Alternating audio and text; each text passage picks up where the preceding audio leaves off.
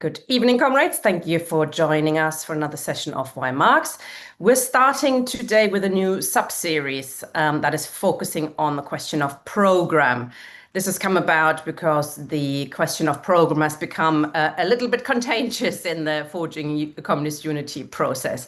And there's been a lot of forward and backwards and disagreements. I mean, all, important, very much important to discuss the question of program anyway. But we thought this is a good time to take a closer look at the question of the program question. So from now until the beginning of Communist University, which is co-organized by all three organizations involved in the unity process, we're going to look at different aspects of the question of a party program in those 7 weeks, I think it is. Tonight, we're starting with a session introduced by Jack Conrad of the Communist Party of Great Britain, which is looking at the question of the relationship between party and program. As always, of course, we have lots of time for discussion and for questions from the floor, but we'll start with Jack now. Thanks for joining us. Okay, thanks, Tina. Yeah, I'm going to be talking specifically about the communist program. I'm sure there are all sorts of other things that can be described as a program. So the first thing to say, let's begin with at least my negatives. What isn't a program? And I suppose I could say that in general, an election manifesto isn't a program. If we mean by an election manifesto, this is sort of why we're standing.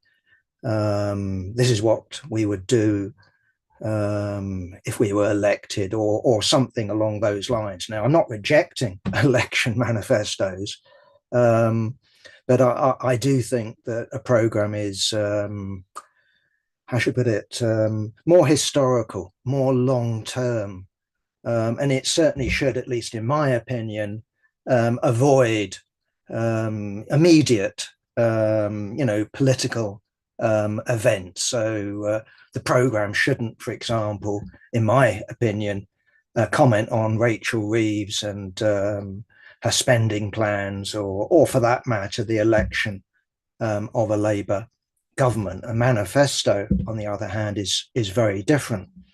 I would also say that a communist program shouldn't be what I would call a confession of faith.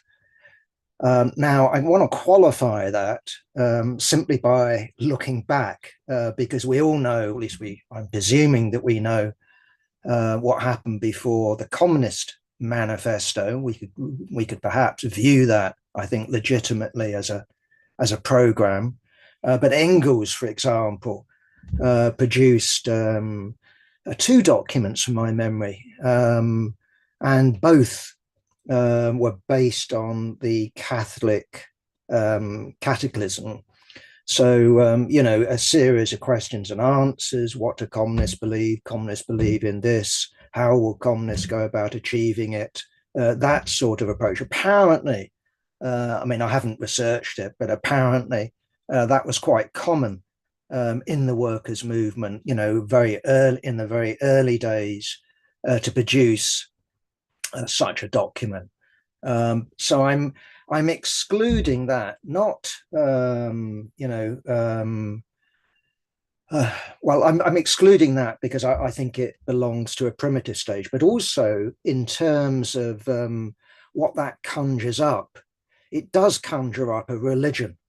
So nearer home, in terms of at least my background, is the Church of England's 38 Articles, which, as a Church of England member, you're meant to accept or believe in. I'm not quite sure. I never got to that stage, although I was brought up sort of Church of England-ish, and I went to a Church of England school. That stopped when I went to secondary school. So I got a vague idea of it, but I was, from my entire memory has been of being an atheist. So I'm excluding that, both in terms of the particular format, but also on the idea that you have to believe that sort of this has the sort of the sniff of I don't know, tablets of stone.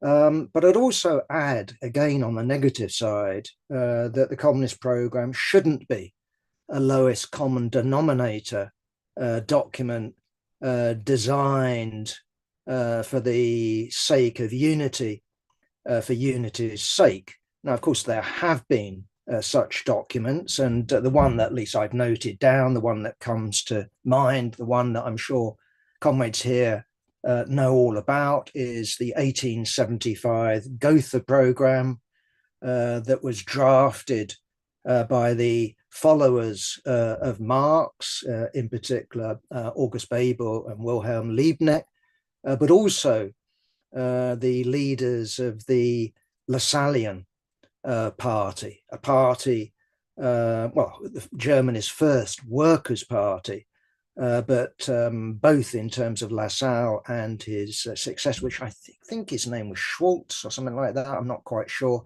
Either way, these leaders acted as labor dictators.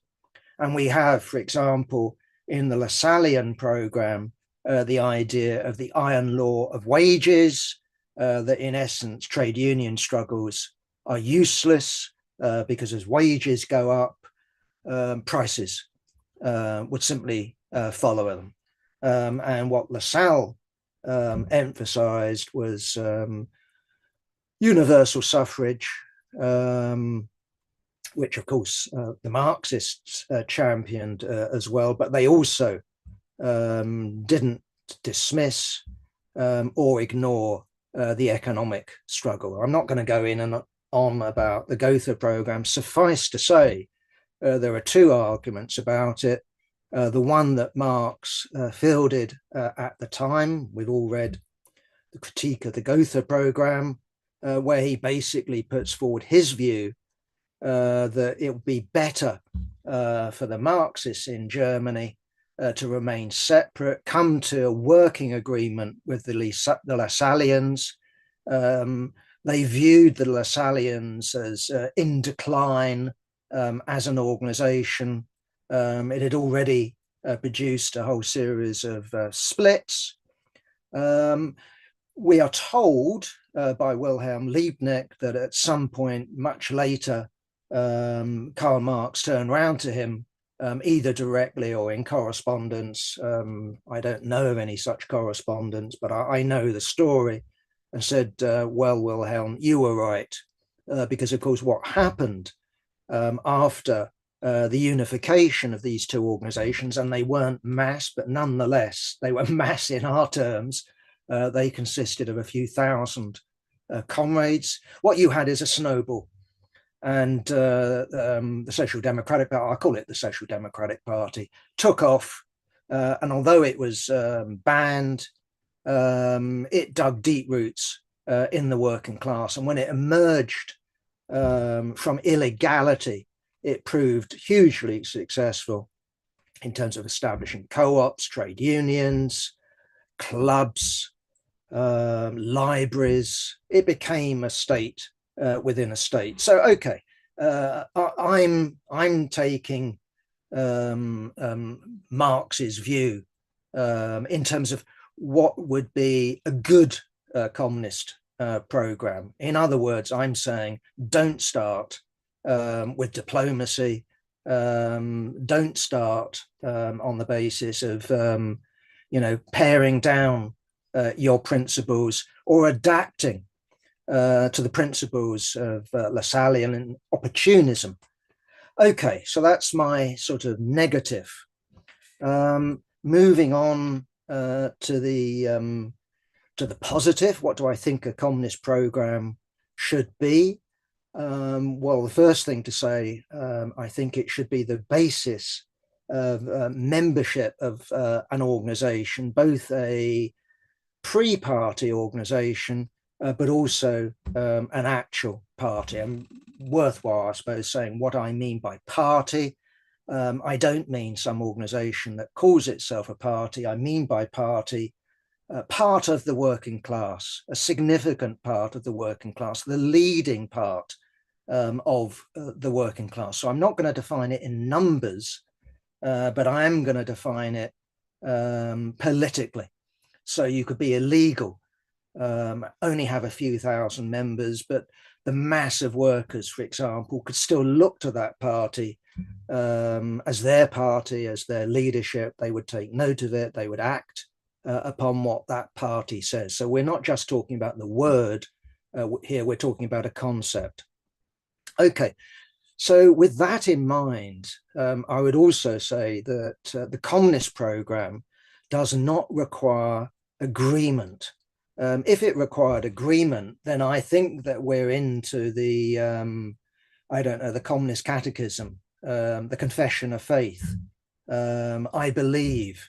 The thing about communists is that we come in quite a few different varieties. We also, especially if we're rooted in the working class, will be coming into the party with a whole different variety of experiences and insights. And almost inevitably, what you'll have as a result of that is differences, sometimes quite important differences. And it's up to the party itself as it progresses, as it fights for the leadership of the working class, as it fights for revolution, to decide what is a legitimate difference and what is an illegitimate difference. And this is an art, it's not a science. So I'm not going to say that in the future, well, this is what would put you out of the party or that would put you out of the party. I think we can start by saying here and now that it's obvious that certain things would put you out of the party. So, for example, if someone is a genuine anti-Semite, I would say that such an individual, to put it mildly, their membership should be questioned. But I'm not going to go into, dotting I's and crossing T's here. The important thing is acceptance. And the idea of that is, well, I can live with that program on the basis that this is what the party will probably be doing in practice. This is what the party will be arguing for.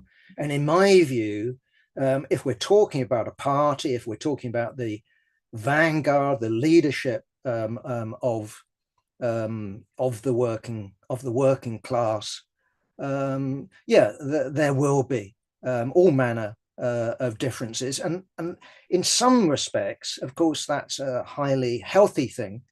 Otherwise, what we have is a piece of stone, precisely tablets of stone that have sort of been divinely revealed, aren't up for change. The thing about a program, it's a guide to action, and therefore, if reality changes, it needs to be amended. If reality changes dramatically, it needs to be amended dramatically. So this isn't a religious text. It's made by party members, and it can be remade and should be remade by party members. What it shouldn't require, though, is the election of a Labour government or the election of a Tory government or a coalition government or the election of a particular US president to change the program. The program should be deliberately written in a way that gives it a certain timelessness.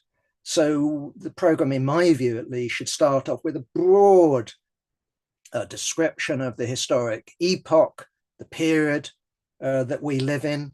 Nowadays, I don't think it's possible for a serious Communist Party not to deal with the Soviet Union. And what I'm referring to here is not a particular individual's theory or a particular group's theory of the Soviet Union. But you have to say, basically, do you think the experience of the 1930s was positive, or do you think it was a disaster? In my opinion, it was a disaster. In my opinion, the collapse was inevitable. But, whether you take my particular opinion, I do think it's vital that the program says something about the Soviet Union, even if it's a sentence, even if it's a couple of sentences. But also, I think that the program itself should be informed by the fact of official communism, the so-called socialist states. What do they call themselves? Really existing socialism. You cannot escape from the shadow of those countries, let alone the fact, of course, that we still have so-called Communist Party governments in Cuba, Vietnam, above all, China. Now, we could take the view, I don't take the view, I can understand why, that you wouldn't want, therefore, to use the word communist, because it associates you with Stalin, with Mao, or whatever. Again, in my opinion, we'll always, whatever we call ourselves, we will be associated, with that history, with that reality. And we can either decide to fight and explain to people, not in the program, but the program has to be informed by that we are different. We are radically different. Our approach is radically different. And why do I say that? Basically, because we want to be associated, not with Stalin, but I want to be associated at least with the October Revolution, with Lenin, with the Bolshevik Party that changed its name to the Russian Communist Party. I want to be associated with the formation of the CPGB. I'm not trying to dress it up into anything that it wasn't. I was a member of it, at least in the YCL, Young Communist League, from the late 60s. I know what it was like. It was opportunist. It was ghastly in many respects. So, but I also want to be associated with Marx, with Engels, with the Communist Manifesto, and with that whole project. So we can either say, give it to the Communist Party of China, give it to the Stalinists, or have a battle with them that we are the genuine communists. And I think that in spite of the wealth of the Communist Party of China, we can win that argument. Either way, the program has to not only have a sense of the period that we're in, but also the period of history that we've come from, that in many ways is ghastly and negative. Hence, I think there has to be a very strong and explicit, maybe too much, but I'm not convinced by that. There has to be an emphasis on democracy. We have to show, not only in practice, but also this is our understanding of the communist project, that our project is about fighting to win the battle of democracy under capitalism, which puts the working class in state power. And our project is to extend democracy to such an extent that the state itself withers away along with classes and the division of labor, and running society becomes more a question of habit, certainly not anything to do with the election of powerful individuals. Definitely favor Buggin's turn. Everyone, every cook, to quote State and Revolution, should learn to govern. And we should take a view in terms of the future.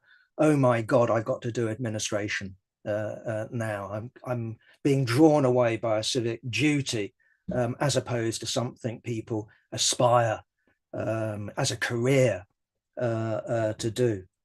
Okay, I also think a program, without getting into minute details, immediate details, has got to include immediate or minimum demands, and they've got to be worked out, and there has to be reasons for them. There has to be, how should I put it, knowledge behind it. So I don't myself favor the idea of, saying, well, we fight for everything that would be nice for the working class. That doesn't help us very much. It's no doubt true, but I think when it comes to hours, for example, just like in terms of the 19th century, we want the fight, our modern version of the fight, for the 10-hour day, for the 8-hour day. So we need specific aims. We need to be dealing with different sections of the population, not least over half of the population who are female. We don't just view workers as workers. We also look at the specific needs of women, but we also need to be looking at Britain's position in the world, the fact that it did have an empire, the fact that what we live under is a monarchy. They call it democracy. I reject that idea. To the extent there is democracy, it's hollowed out. But every democratic gain that we've made or achieved is the result of struggle. And we want to extend that struggle, because it's in the fight to extend democracy that the working class is able to learn how to prepare itself to become a ruling class. To use the Hegelian idea, we go from a class in itself that's exploited, that's a slave class, to a class for itself, a class that is conscious of itself and conscious of its mission to actually abolish itself along with all classes, the state, and realize general and individual freedom. So the program has got to encompass immediate tasks as well as the long-term aim. Okay, I'm going to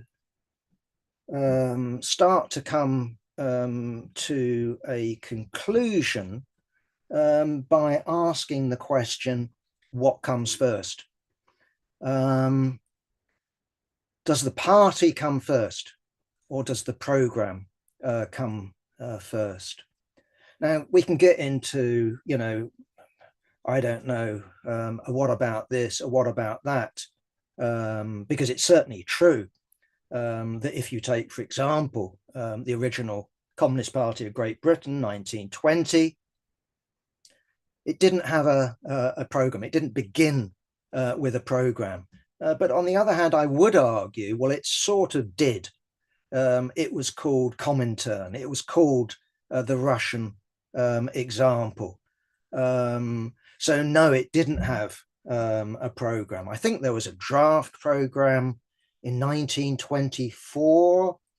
Its first program, I think, was 34. I'm not sure, but anyway, Class Against Class, which is appalling, is an election manifesto. And of course, the official party then went on in the early 50s to adopt the British Road to Socialism, very similar to Militant's program, or should I say Militant's program, Militant What We Fight For, written by Peter Taff, is very similar to the British Road to Socialism. This influenced the Labour left. Why? Because it's, in essence, it envisaged socialism coming about through a series of left and lefter Labour governments with some communists either standing as communist candidates or as Labour communist candidates, but also it predicated on a peaceful road. I've got no problem in wanting a peaceful road, but crucially, it was predicated on doing it through Parliament. And I'm all in favour of winning a majority in the House of Commons, but anything that anyone who knows anything about the UK Constitution knows that Parliament not only consists of the House of Commons, but also the House of Lords and also the monarch. And it's the monarch that has to sign the laws, and the state's forces, not least the army, swear loyalty to the monarch. So I cannot imagine this being a practical road, for example. The British Road to Socialism says, well, the army wouldn't rebel because, they just wouldn't, because we've won the. I just don't. I don't buy that. Maybe they wouldn't rebel, but the key question of why they wouldn't rebel is that we've won the loyalty of some regiments, some units, but also because we've shifted from a professional army, for example, to a popular militia. Either way, what I want to argue here is that in terms of method, where we are today, and we can look at various examples in the past, I would urge comrades to look at the Russian example. It's not because I'm dreaming of reenacting the storming of the Winter Palace or anything like that, simply because the Russian experience led to victory, was concertinaed, was very much led by people who were informed by the best Marxism that was available in the world at the time. And so therefore what I'm arguing is that a program comes first. You don't wait before you write the program for you to have X thousand members. I actually think you begin with the program first, and the party itself is a product of, it's an outgrowth of the program. So for example, using my Russian example, if we look at the first group of Russian Marxists living in Switzerland, Plekhanov and all the rest of them, they were drafting a program for a party that had no immediate prospect. Certainly if we look at Lenin in prison and also then in exile in Siberia, after the abortive first Congress of the RSDLP, he really put his nose to the grindstone in terms of producing draft programs, which then eventually became, after a few years, Plekhanov's draft program, heavily amended by Lenin and Martov and other comrades, that was presented to the real founding Congress of the RSDLP, Brussels, and then London, the second Congress. I'm not going to go into the split between the Mensheviks and the Bolsheviks. Suffice to say, and this is really my point about things not being tablets of stone, in the midst of the first Russian Revolution, 1905, Lenin wrote Two Tactics of Social Democracy in the Democratic Revolution, and I would very much characterize that pamphlet as a supplement.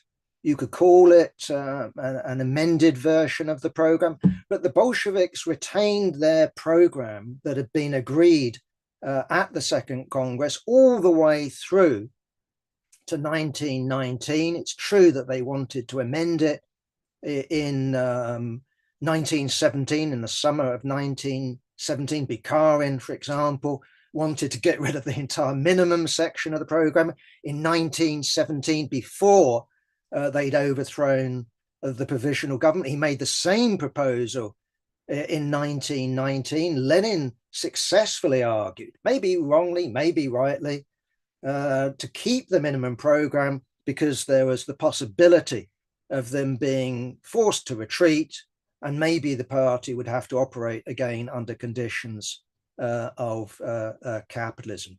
But the point I'm making here is that the program isn't a holy text. It's open to amendment. It's a living document. It can be amended, but it can also be supplemented. So Lenin's strategy, he characterized it as uninterrupted revolution.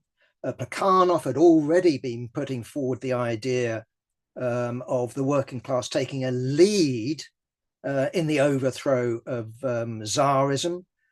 He'd ceased to look to the model of the French Revolution, the bourgeoisie leading what Marxists all the way through up to 1917 and after talked about as the bourgeois revolution. Lenin said, okay, not only should there be working class leadership, but the working class should align itself, not only leading the peasantry to overthrow Tsarism, but if it's successful in doing that, the working class, in alliance with the peasantry, should constitute itself the state power in the form of a provisional revolutionary government. And one of the tasks of the revolutionary provisional government is to sweep away every vestige of Tsarism, but also perhaps, depending on their strength, depending on what's going on in Europe, perhaps to launch a revolutionary war that triggers the socialist revolution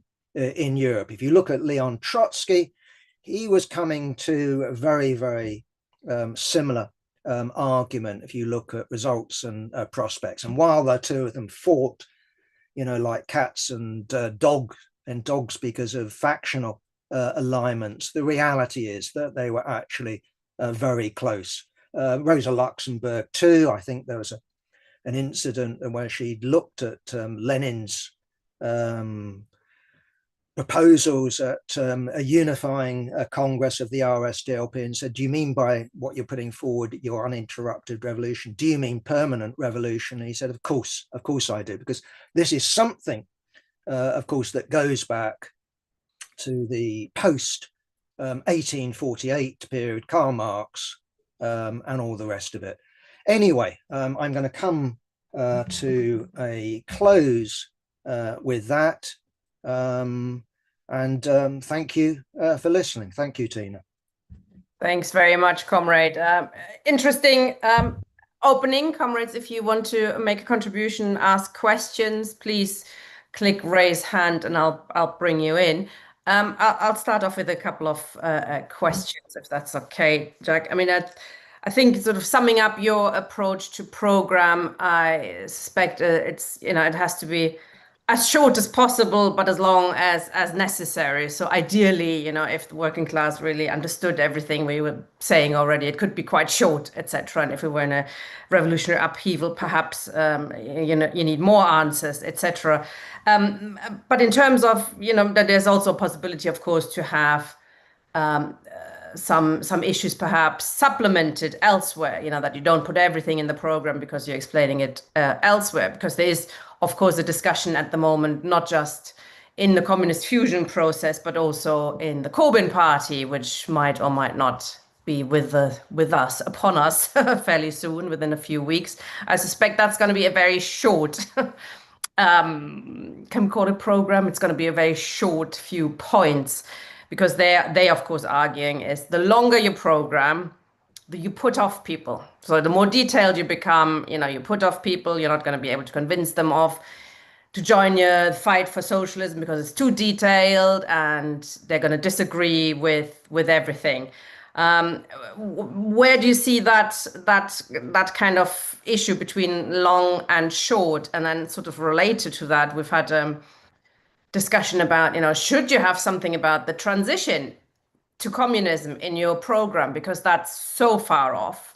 You run the risk of, by putting it in your program, you run the risk of talking about what's going to happen in whatever 100 years, and it's going to be too detailed. You need to talk about different classes, etc. Or are you saying, this actually will affect your strategy for today? So the problem between long and short, if you could say something on that, that'd be interesting. Thanks. Yeah, I'm certainly of the short school. If you look, I mean, I think I did a word count, for example, of the last edition of the British Road to Socialism, and I think it came in at something like 30,000 words. And if someone wants to correct me, that's fine. But I think it's about 30,000 words. If you look at the draft program of the CPGB, I mean, it should be said, I think it comes in at about 12,000, but that also includes an introduction. Where we from? What is this organization? Is this the official Communist Party? No, we want to make that clear. So we haven't come out of thin air. We're not, like Athena from the head of Zeus, suddenly appears. That's a couple of pages. We've also got a description of the Communist Party. Now, you could say that's not needed, but again, given the bureaucratic centralism of the existing left, I actually think it is needed. It's not superfluous. Why are you different? Well, we all declare that we're for democracy.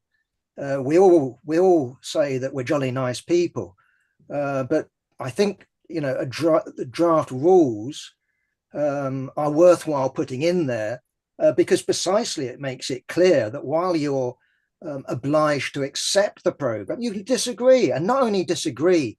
I remember reading, what's his name, my friend Andrew Northall, our resident Stalinist letter writer in the Weekly Worker. He said, I can change the program of the CPB, what's it called, Britain's Road to Socialism. All I need to do is win my branch, which is Kettering.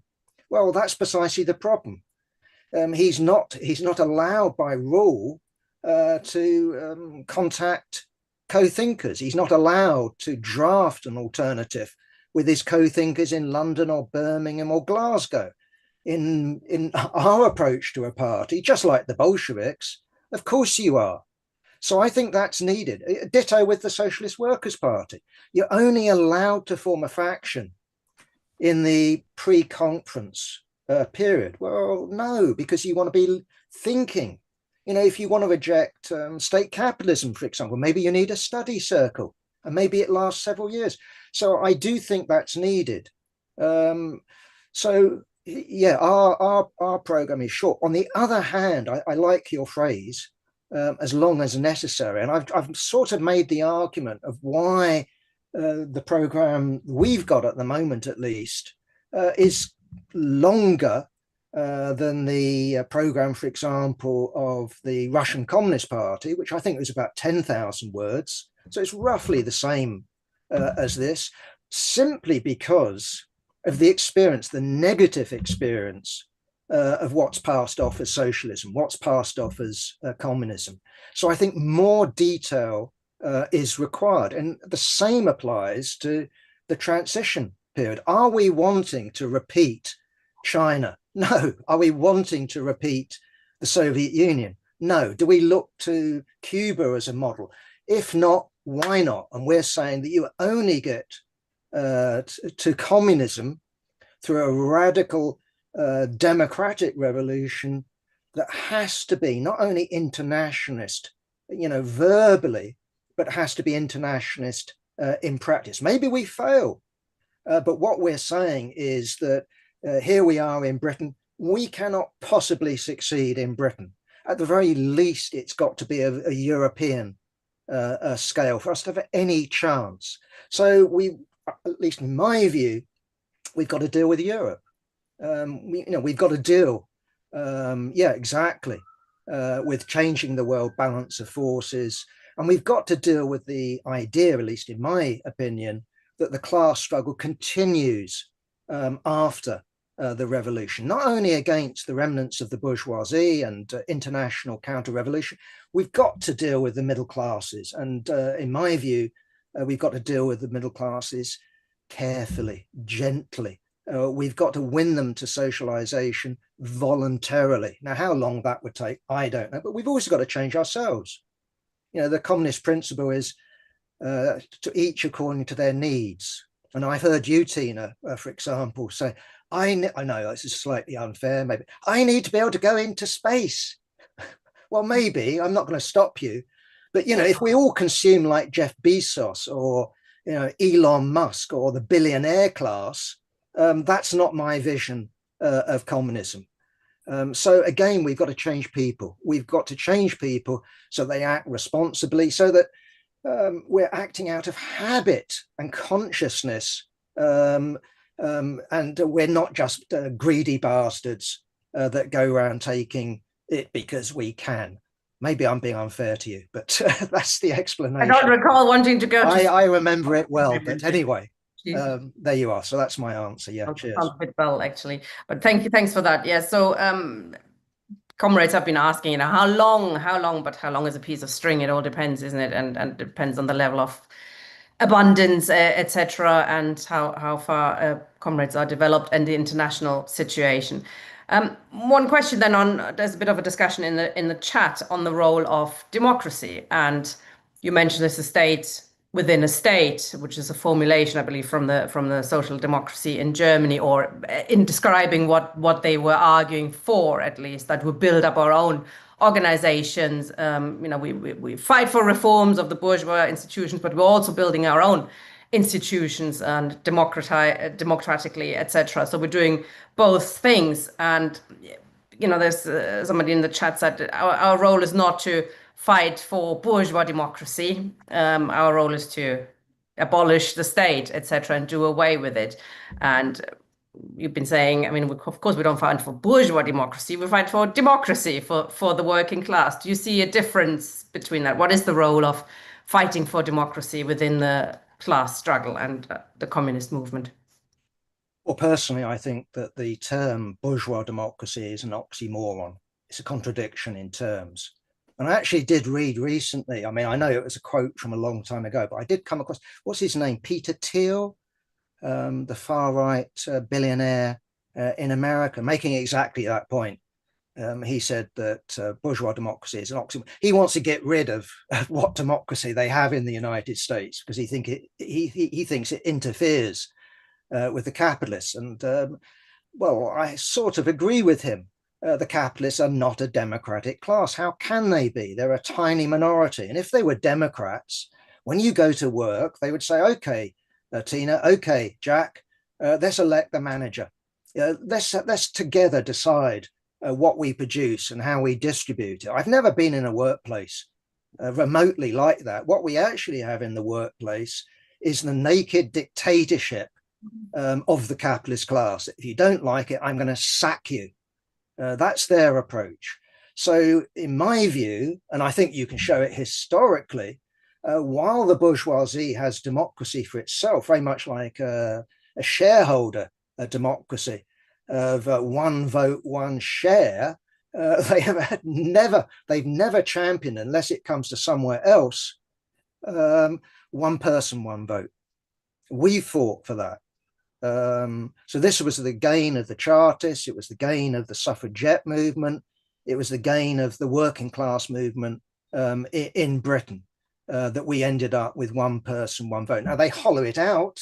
They bureaucratize our organizations. And in many senses, the communist struggle is therefore not only about the enemy without the bourgeoisie, our boss class, it's also about overcoming the enemy within the bureaucracy, the trade union and labor bureaucracy, which also operates, in our small left-wing organizations. So if we look at the SWP, if we look at SPEW, and we have to have a situation that, for example, my own organization has to have a position of where it can turn around to old gits like me and said, well, time to put you out to grass. Now, I'm not volunteering straight away, but I'm getting older. But that must be part of our struggle. So precisely taking back our trade unions, extending democracy, not bourgeois democracy, but working class democracy. So yeah, there's always a danger of us being banned by the bourgeoisie, but the bourgeoisie, certainly in countries like Britain, operate much more subtly. So the trade union movement, for example, becomes a sort of instrument of maintaining capitalist rule as opposed to ending a capitalist rule. Now, should we give up on the trade union? Should we boycott trade unions? I think that would be foolish. In the same way, we have the opportunity of standing in elections. Doesn't mean that when you get elected, if we had a majority in the House of Commons, you've got power, but to use Parliament as a, something to talk to millions of people, we should use that opportunity. So, I personally have never liked the word bourgeois democracy. And I know Marxists have used the term, but I much rather use the term democracy that we've won under the bourgeoisie. That's really my approach on that particular question. So the way we organize is, as democratic as we can. You use the word extreme democracy. We fight for extreme democracy in the here and now. Is communism democratic? Well, again, we can get into if it's a form of the state, no. If it's, well, what shall we do about X, Y, or Z? I decide. It's not going to be like that. So, for example, I've learned a lot from people like Chris Knight and the Radical Anthropology Group, and they've gone out to, I don't know, Kenya and Tanzania and the Congo. And there you are, you've got various what I'd call original communists still there. They don't have a state. And actually, when it comes to deciding what to do, actually, what tends to happen, as I understand it, is it's usually the women, not on the basis of a vote, but they just sort of nod and wink. Now, I don't know. The point I'm making here is that I don't know what communism will look like in the future. We know what communism looks like roughly contemporarily, small surviving pockets. We can guess what it looked like perhaps, 100,000 years ago.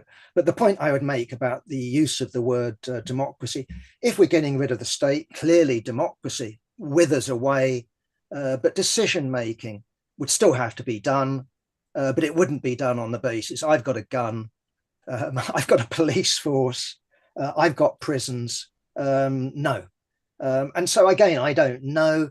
Would groups be able to do their own thing? Again, I've got no, I just don't want to go there because this is really for the future to sort out. All I would insist on is the state, in terms of human history, hopefully will be a passing phase, something that came into existence, 5,000 BC for the first time, and would go out of existence, not in 5,000 years' time, but maybe in what you talked about, Tina. Maybe that's pessimistic, but I wouldn't reject it. 200 years, certainly I would talk about a couple of generations because we've got to change ourselves. I mean, I've been brought up under capitalism.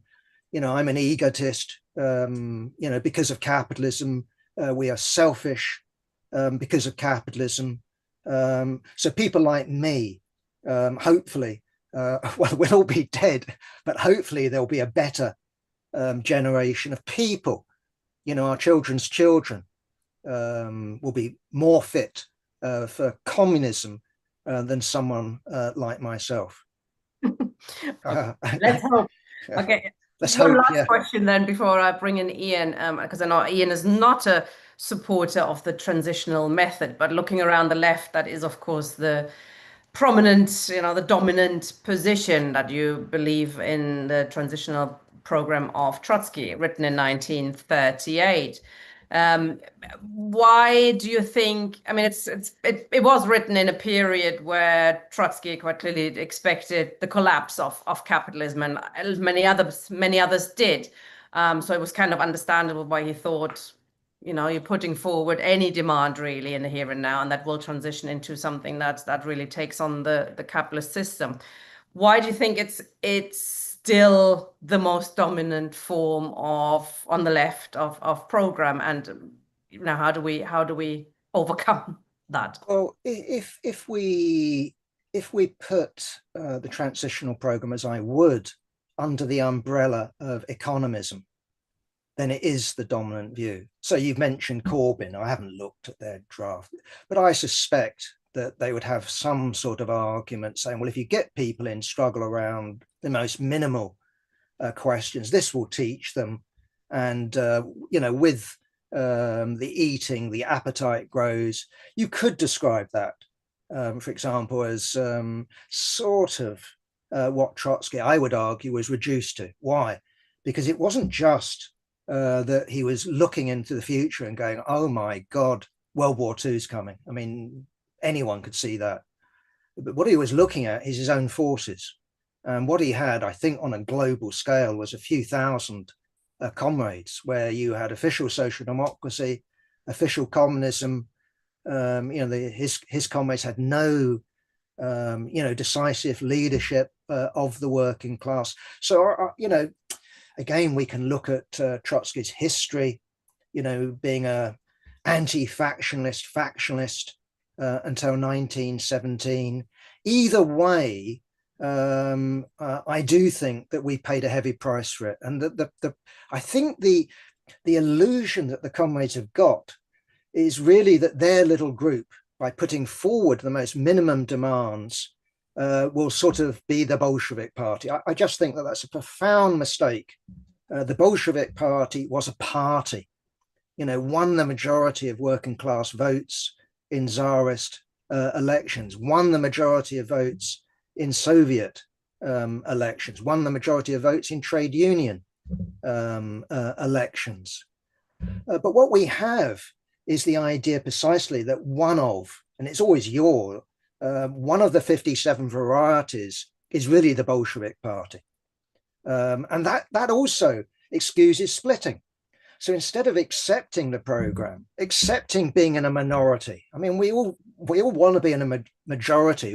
It's much nicer, when you're in the majority. It's hard being in a minority. I've been in a minority, in the official Communist Party and various other organizations. I much prefer to be in a majority.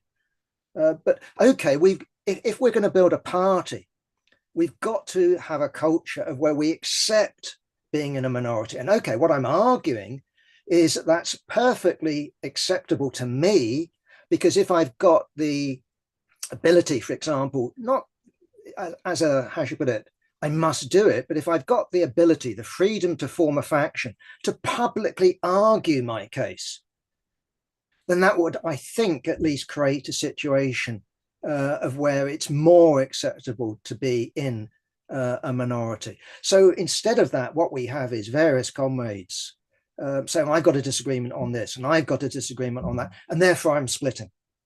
And this just produces, in my view, we'll just look around the left, it doesn't produce strength, it produces weakness, and it turns us into gravel, social gravel.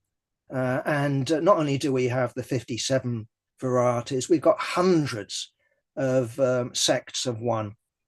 And I don't think that's the future. Well, maybe it's the future. If that's the future, we haven't got a future. So I think we need to learn to live with each other and to accept votes. Sometimes the votes will go against us and we'll be upset about that. But if we don't develop that culture, I think we're in a hopeless position. So all I can say, looking back to my example, the Russian Revolution, at the Second Congress, Lenin found himself in a minority. He didn't walk. It was Martov that went on strike. It was the Bund that walked. It was the economists that walked. When Lenin was in the minority, he argued for minority rights. Well, that's what I would do. But when he's in the majority, okay, he then turns around to the others and said, well, we had a vote, we had a fair debate. It's now your turn. And that's really my approach. So minorities, majorities, we all want to be in a majority, but we need the ability to persuade people that, that we were worthy to become a majority. I think that's the way forward for the left. That's my And publicly so, because most Trotskyist organizations will say, yeah, we have internal factions and people are allowed to disagree internally. It's just you're not allowed to do it in the publication. You're not allowed to win people over to your, to become the majority, and at least not in public. And that is a problem, isn't it? Okay, comrades, if anybody has a comment, a question, criticism, we're very keen on critical comments, always make the best debates. Please come in, click raise hand, and I'll bring you in. Ian's got a comment. Good evening, Jack. Thanks for the presentation. Very good. Now, as people will already know, I'm happily a member of the Communist Party of Great Britain, but I didn't. It's a fairly recent thing, the last couple of years. My move away from Stalinism, I joined the YCL at the tender age of 13 in 1974. But my movement away from Stalinism was a slightly different route. I'd read Anton Pannekow and Hermann Gotha before I'd read Trotsky. I would also advocate reading Trotsky, not only as a magnificent writer, but as an important corrective to Stalinism. The reason why council communism was attractive to me was because of that whole history of the idea of a Bonapartist usurpation of power by a party leadership. But as time goes on, of course, one studies things a bit more, and any kind of study of the workers' councils that were thrown up in Germany, in the German Revolution, of course, one could see that they weren't just expressions of working class power, although they were that. They were also riven with factions and parties. Famously, Max Weber, no friend to Marxism, was a member of a workers' council. And people were able to manipulate those workers' councils actually for a opportunist objective. So one of the reasons why I joined the CPGB is because of the importance of an organisation that can think about things in a non-dogmatic way. I've been in an organisation of less than 10, the Movement for Workers' Councils in London, meeting over a pub to read the works of Gorter and Panico. Excuse me.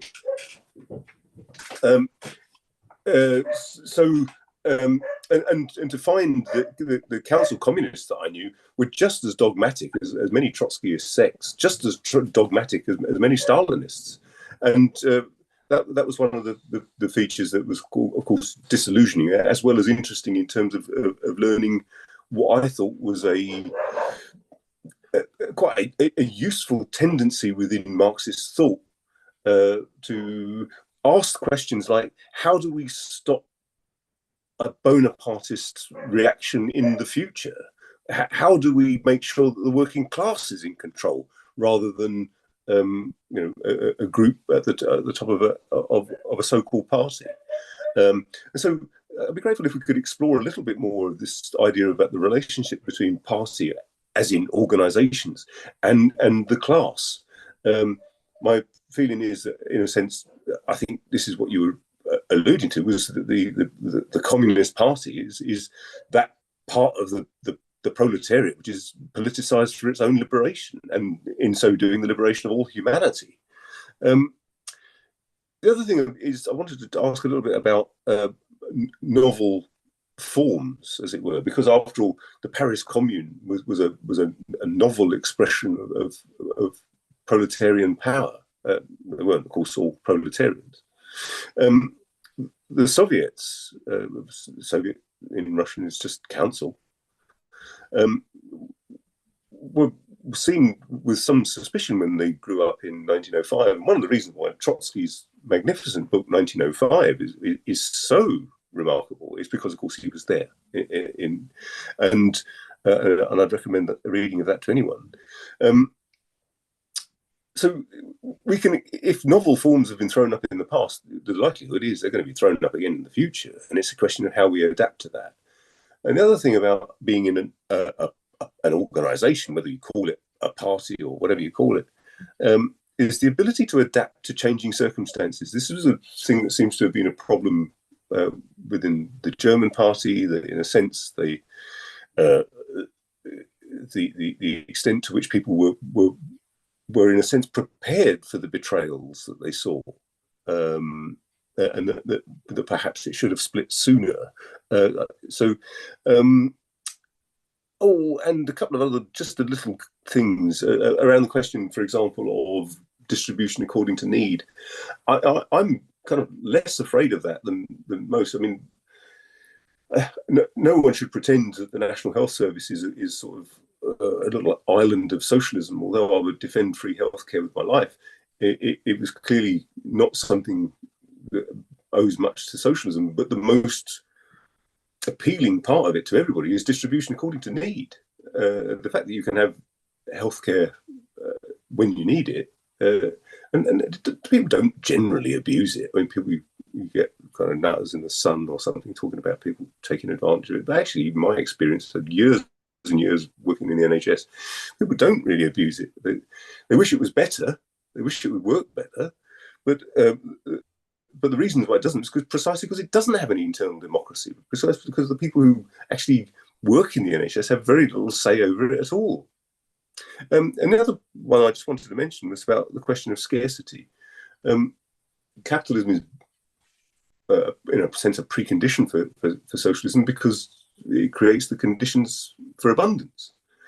But of course, there's always going to be a scarcity of villas by the Adriatic or whatever. But in a socialist society, you could actually deal with that in a rational way. I've no particular wish to own a house or a car or whatever. It doesn't bother me whether I've got title deeds or whatever. And I think surprisingly, people will adapt quite quickly. I'm not very optimistic in the short to medium term because the left appears to be on the bones of its arse. But I am optimistic in the longer term. When you think about great crises like the Second World War or whatever, it was remarkable how people adapted to a kind of spirit of egalitarianism which hadn't really existed beforehand. And whilst I don't want to sort of be misty-eyed about it, there's some very interesting data about what happened to the health of people during the Second World War. If you weren't actually bombed or shot, the health of the population was remarkably good, not least of which because of the diet, but also because of a sense of oneness, a coming into being of society as a collective. And it's that collectivity that we don't have at the moment. It is atomized and fragmented, and that finds its expression in the political formations that have been thrown up. So one thing I am optimistic about is that if you do get to a situation where you have a collectivity within the class will change remarkably quickly. That seems to be what historically has happened in the past. And I think that's everything I wanted to say. Thank you, Jack. Thanks, Ian. We've got Ant with his hand up. Do you want to wait for him to speak, Jack, or do you want to reply to Ian now? I'll let him come in. Thank you, Jack. Okay. Once again, I think we inevitably return to topics which we have approached various times, because these are the central topics. These are the central ideas of communism, and they can't be avoided. I'm going to say, all your talk about democracy without specifying that we only require proletarian democracy, to me, it's simply a case of you are advocating capitalism. I'm going to try and clarify this somewhat. I think that the actual revolution cannot be carried out by any minority claiming to represent the working class, the people, or the nation, or any other such formulation. And it's not, the problem is not the size of the minority. So yeah, we can argue that what was the Bolshevik Party a mass party? Okay, at certain points it was thousands. At certain points it was tens of thousands. On the eve of revolution, it was hundreds of thousands. So I would say, generally speaking, it wasn't a mass party, but it did become, arguably a mass party. But I don't think that is the issue at all. The size of the minority is not the issue. The size of the party is not the issue. I think we need to reject the formulation made during a recent Labour Left Alliance Zoom that the class is the party, or the party is the class, or any other such formulation which equates the party and the class as being the same. The party consists chiefly of the advanced elements of the class who have come to class consciousness, and the need for revolution, the need for the working class to take political power as the initial step to transform society. And this level of consciousness is actively prevented by the ruling capitalist class. And I think it's, what the CPGB is saying is one more example of it, standing against the power of the working class.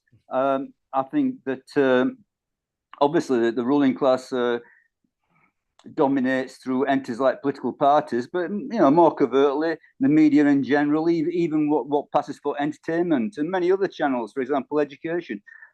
According to Karl Marx, this situation of class consciousness being relatively marginalized within a relative minority requires a revolutionary process to change. So the conscious minority will only be able to generalize its revolutionary perspective, the idea of the working class taking power within the context of an extreme situation of high class struggle.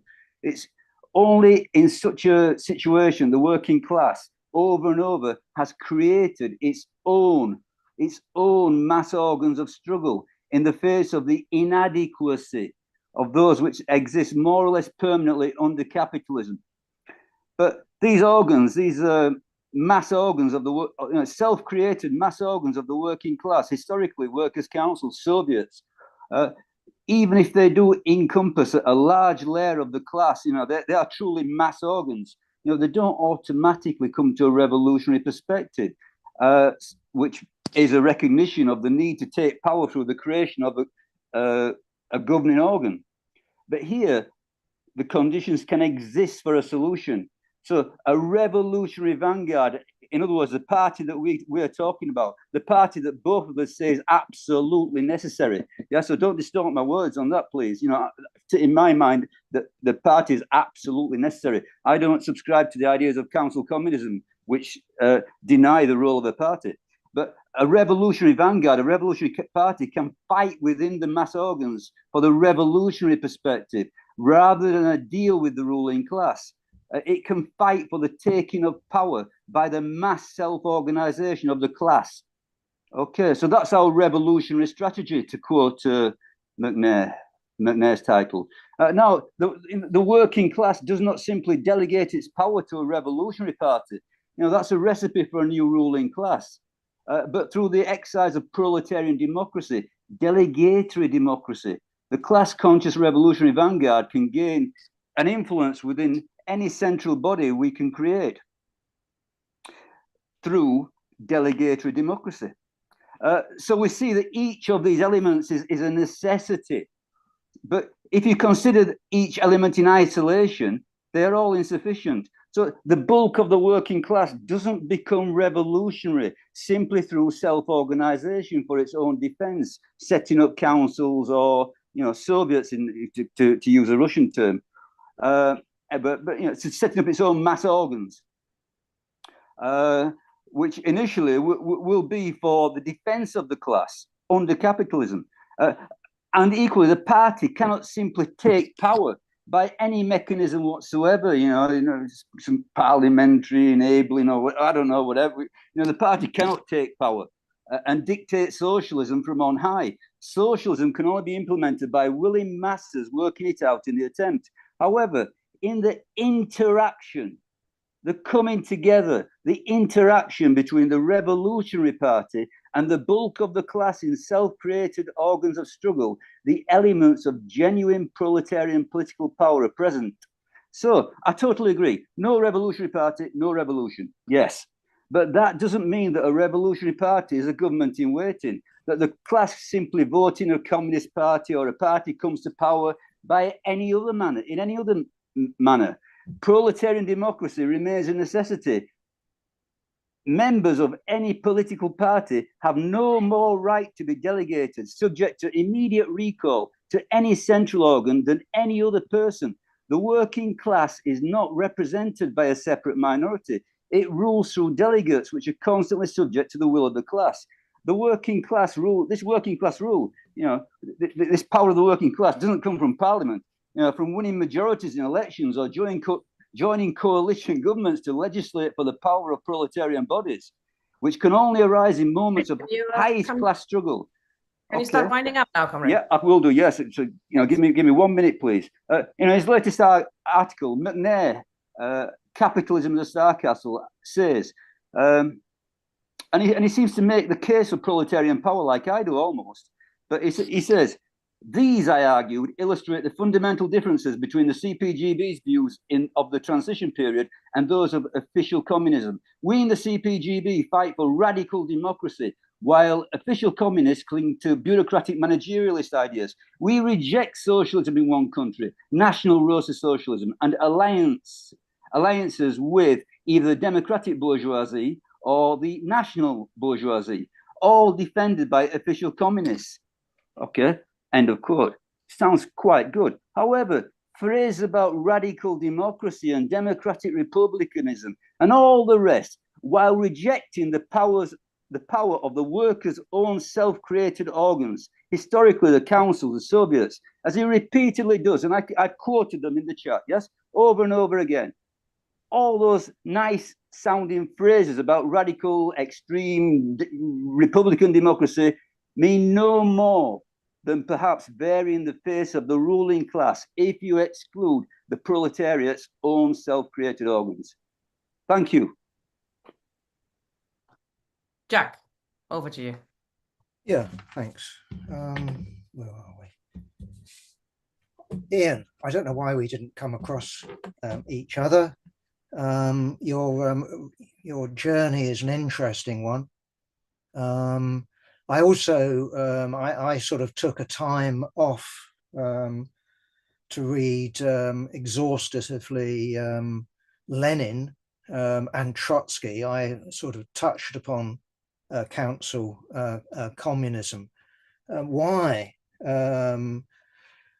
Simply because I think that I should put it, a precondition of going forward is to account for what happened.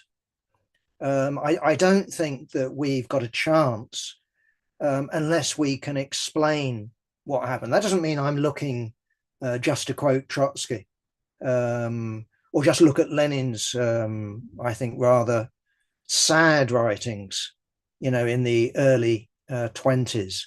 But I do think that we do need more than good intentions. So when it comes to the program, that's why I've argued that we do need to put more detail in than you would have, for example, in the 19th century. I didn't know about Max Weber. That's an interesting little aside. Do we expect organs of one sort or another to arise? Yeah, I would guess so.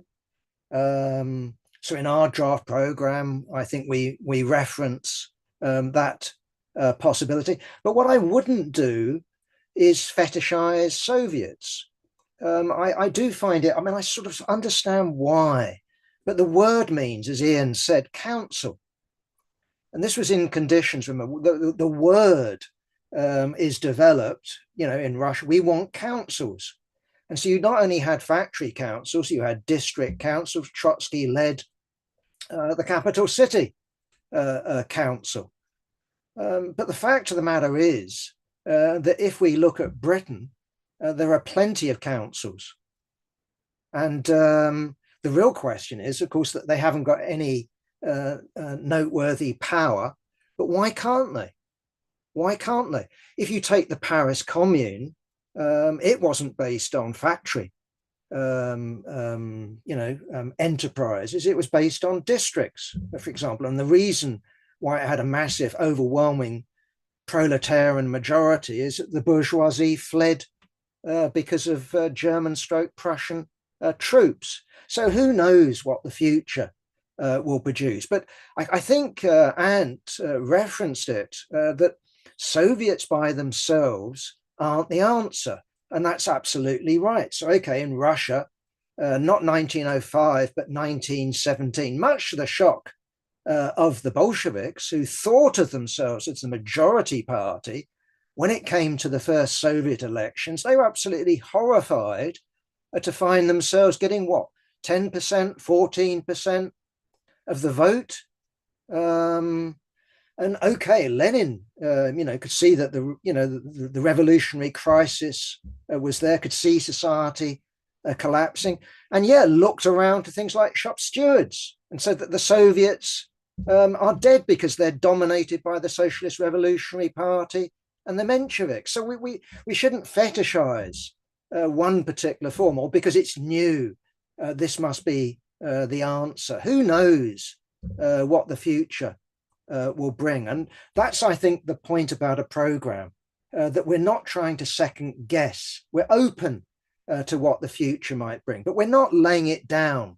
So we're not insisting on factory councils. We're not insisting on where we've got, I'm in London, so we must have our alternative to Camden Council. Well, why on earth can't we get a massive majority on Camden Council or Sheffield Council and turn it into something else?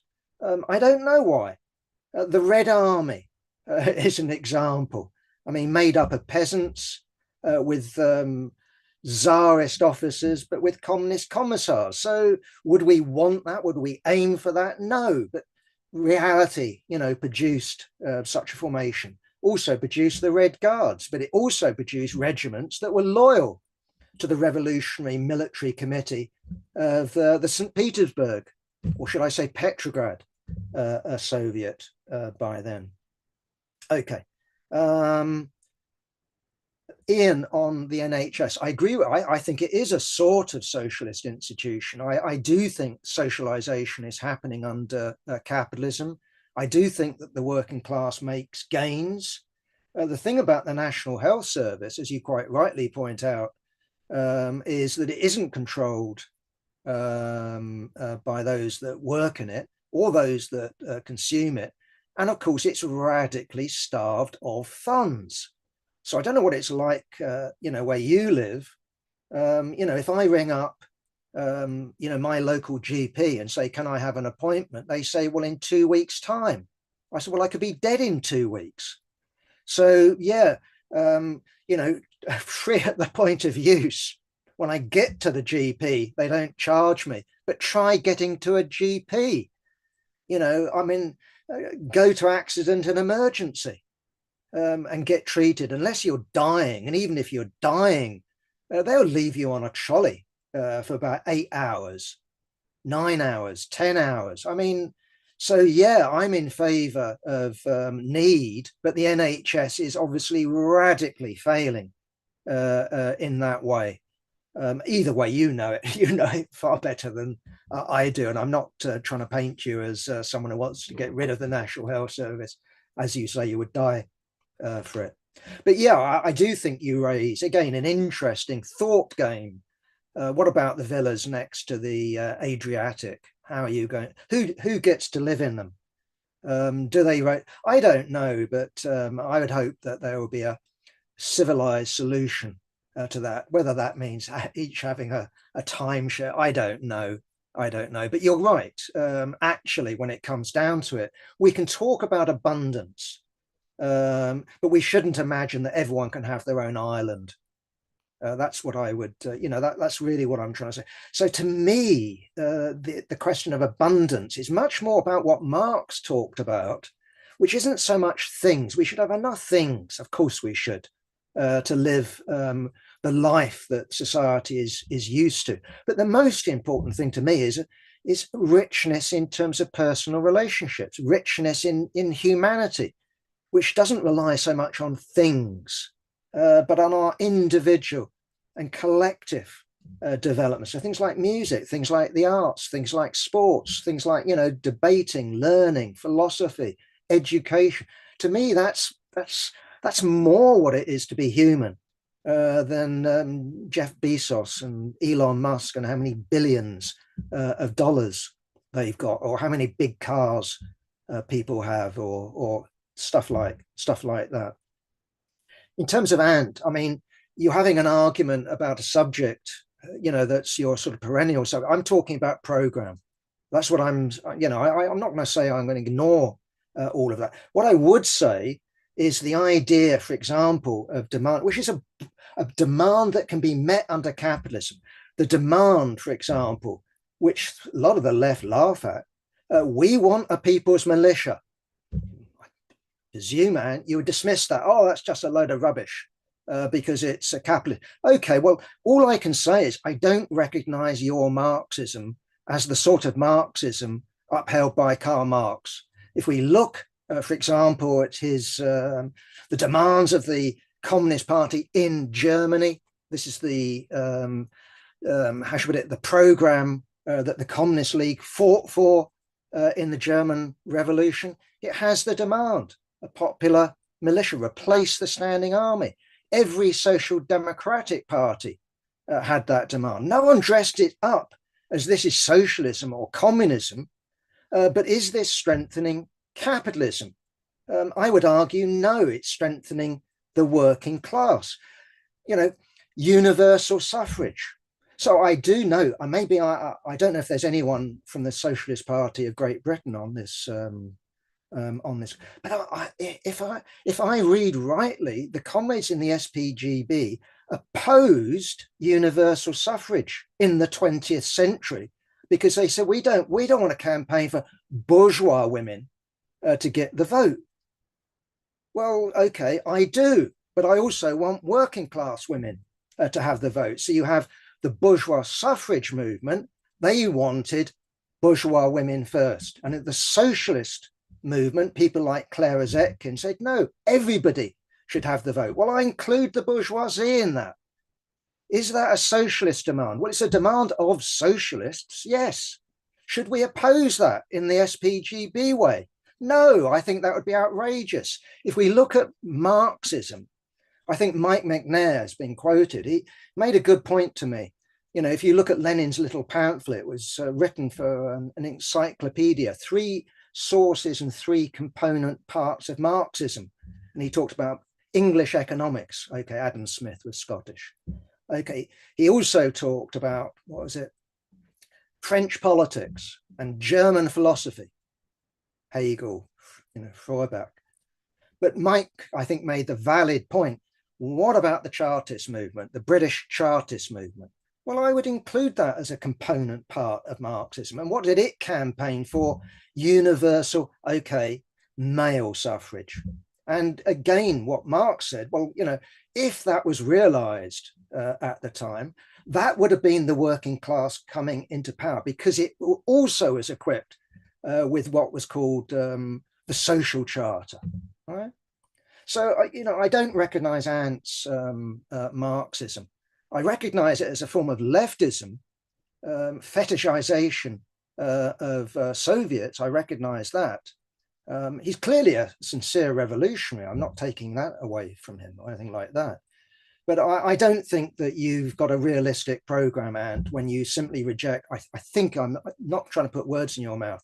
You reject standing in Parliament, not because we think that's about coming to power. I've already made my argument there, but to reject it, or for that matter, trade unions. Why can't we win trade unions? Why can't we win local councils? Why can't we win the popular militia and use it for our purposes? I would say we can and we should. Does that mean that's a specific socialist demand? No. Does that strengthen the bourgeoisie? No. So we need to strengthen the working class under capitalism. That isn't anything about coalition governments with bourgeois parties or anything like that. We reject that. We say that we would only go into coalition on the basis of our minimum program. And so maybe there are 3 working class parties. We turn around and say, why didn't we form a coalition? After all, the Bolsheviks, in Russian conditions, formed a coalition with the left SRs and adopted their agrarian program. Maybe that was a mistake. You could argue about it. But if they didn't do that, they wouldn't have had the majority.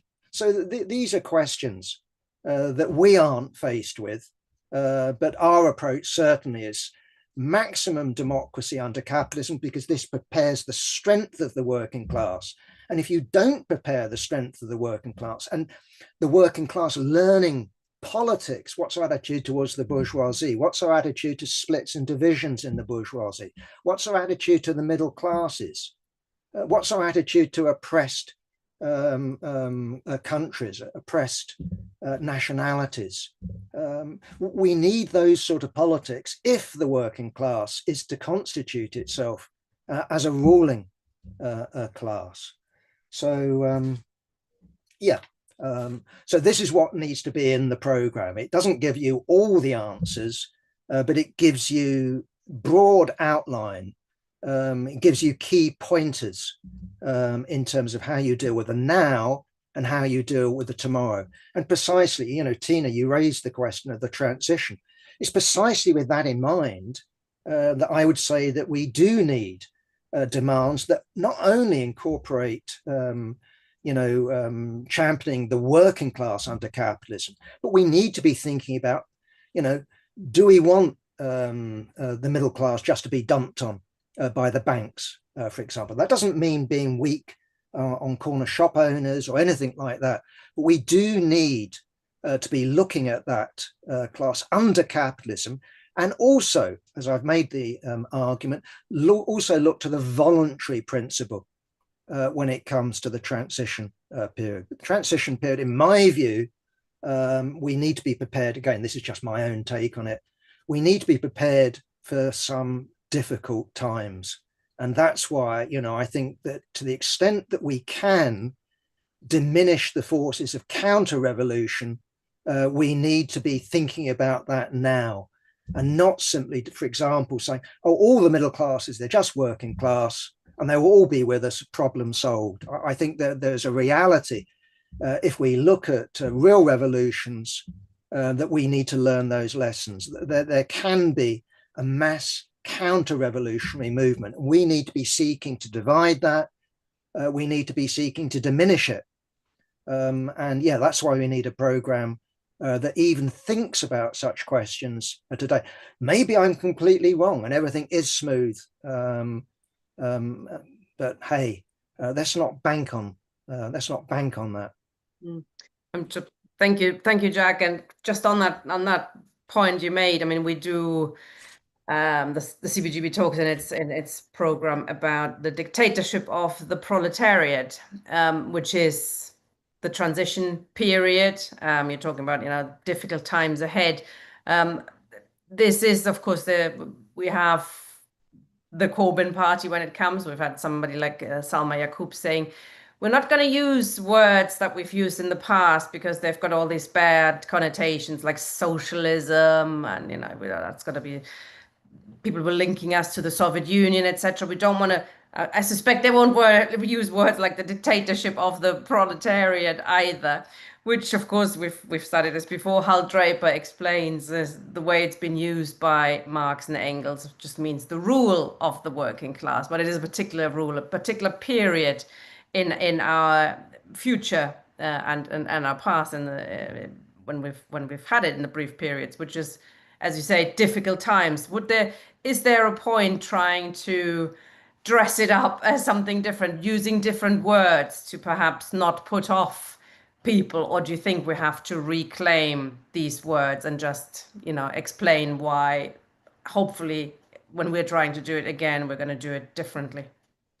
Oh, you could do that as an experiment. I mean, Lenin argued, I think, sort of right, that if the Bolsheviks, who used the term RSDLP, Russian Social Democratic Labour Party, which of course they were attacked as being German agents and agents of the devil and all the rest. He said, look, if we call ourselves the party of pink fairies, they will turn pink fairies into a swear word. So we saw it under Corbyn, you know, when he led the Labour Party. He apparently is a raving anti-Semite. So, okay, we don't use any of these bad words and we pretend that we've just come from nowhere. Salma, no, you haven't. You were in respect along with George Galloway, guilt by association. Okay, you know, Jeremy Corbyn, you write in the Morning Star. You know, you were a member of the Socialist Campaign Group. So is Salma Yaqub going to denounce socialism? It's just, to me, you know, we can make a political decision. We either defend words and say, no, that's really us, or you say, well, the other lot can have them. Clearly, if you take the Marxist movement, you know, I don't know what they first called themselves, but clearly Karl Marx became a convert to some sort of communism.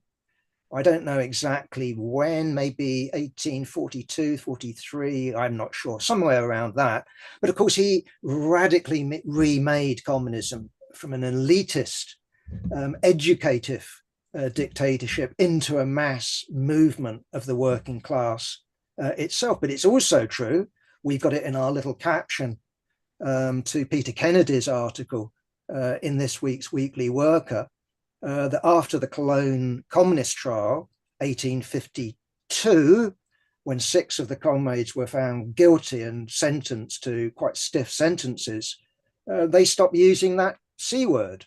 So, you know, So our movement has called itself Social Democrat, for example. Now, again, not because I'm attached to these things, but as far as I know, Marx and Engels called that a pig of a name. Okay, but I mean, if history gave us Social Democrat, we would live with it. I mean, if you look at Lenin in 1916, I think, he writes about getting rid of the word Social Democrat because it's associated with Kautsky and Bernstein and the centrists, but also the pro-war right. He says we want to discard that. But again, if we actually look at 1917, the masses don't let him drop the B word, the Bolshevik word. That's how they know them. And although he says it's, again, to use that, it's a pig stupid name because this associates us with the Mensheviks, who we don't want anything to do with, we have to live with it. Okay, they did drop the name, kept it in brackets after RCP. But nonetheless, you know, but we're not a mass party. So you either decide, and I've made the argument, you can either say, okay, we're the real communists. They're going to call us bad names anyway. So whatever name we adopt, it's going to become a bad name. So I'm making the argument that I'm a genuine Marxist. We have to have an argument about that. But I would, you know, make that argument. Stalin betrayed Marxism. Kautsky betrayed Marxism. That would be my argument. But yeah, we shouldn't fetishize words. I just finished with this, Tina. I'm just looking at you know, my friend Nick Rack saying that he wants to drop the name CPGB. I'm not wedded to it. I mean, the state that we actually live in is called the United Kingdom. So if we wanted to follow the sort of standard Marxist approach, you know, from the time of the Third International, we call ourselves Communist Party of, and you name the state, just like Rosa Luxemburg. She was Social Democracy of, it's a bit of a mouthful, of the Kingdom of Lithuania and Poland, which was actually a political Russian part of Poland, Kingdom Poland. They called themselves that. Okay, you know, maybe we should call ourselves the Communist Party of the United Kingdom. Okay, I can sort of, it would create some sort of problems in Northern Ireland. It would include the word kingdom in it. Either way, that would be a scientific description of it. But okay, so the commentator saying, Nick is saying, we'll call ourselves Communist Party. So what do you call yourself then?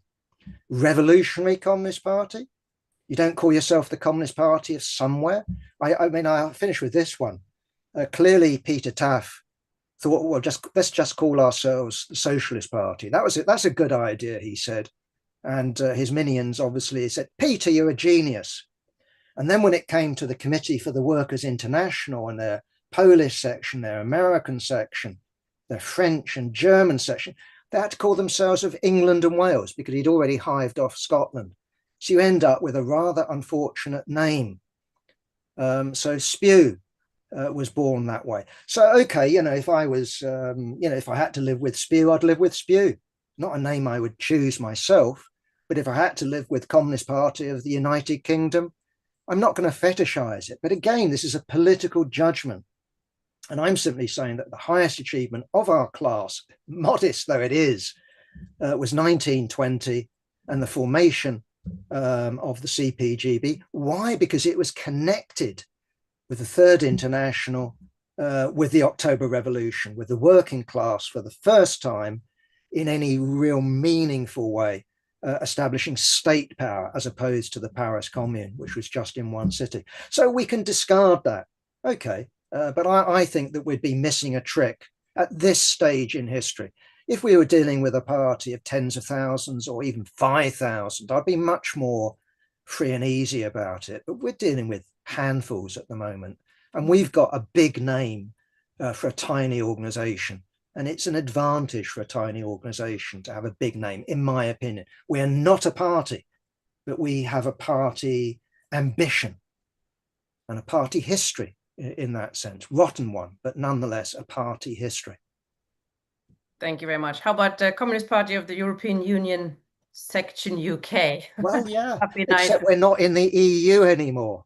Well, yes. So yes, I would definitely have gone for that. I mean, we did advocate it, if you remember. Yes, I do. Communist Party of the European Union, absolutely. Bracket, UK section, absolutely in favour of it. Yeah. Thank you very much, Jack. Thank you very much, comrades, for participating, listening, contributing. We are continuing the series next week with Mike McNair, who's looking at the history from Chartism to the Erfurt program. All things we've touched upon today, but we go into it in a bit more detail. Hope to see you then. Thanks very much, Jack.